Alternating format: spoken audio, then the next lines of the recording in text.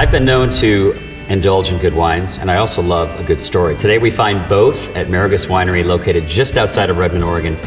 And Doug, this is relatively new to this area, but your family has been making wines for years and years. Talk about that. Well, I was introduced to it by my grandmother, and she started making wine and brokering wine grapes in 1941 out of Lodi, California. And my grandparents were all immigrants, so they were very headstrong on don't work as hard as we did, and the only way you're going to do that is by getting educated.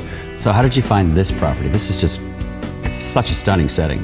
Well, you know, it was happenstance. We were looking for the perfect spot. Drove onto the farm, and it wasn't, 200 feet down the drive when my mouth dropped. You've got Smith Rock, which is a beautiful state park that you're looking at to the south.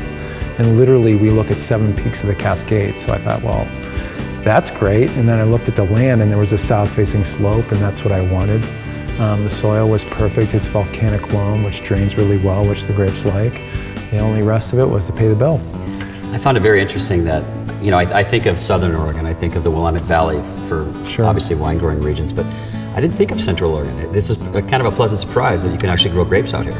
Yeah, and you know, a lot of people, there was a large faction of naysayers that you could not do that. We're not at the finish line yet, but it's great to know that what people said that would not be able to be accomplished has been accomplished. We're going to go for reds if that's okay with you, and that's okay. Let's start with this one. It's called Good Earth Malbec. Malbec is really becoming a popular grape, and there's a really good reason for that. Ours is very rich for most Malbecs that come out of Argentina. Thank you. I left it on the lees for a long period of time, 9 months. See what you think. Oh, that's nice. Thanks. And in here we don't hydrate the winery, so that means a lot. We lose a lot of wine, but it gets more dense and more flavorful as time goes on in those barrels. It's rich. Yeah, definitely. I like it. I like all of them. You've definitely hit the nail on the head in Central Oregon. Oh, what a pleasant surprise.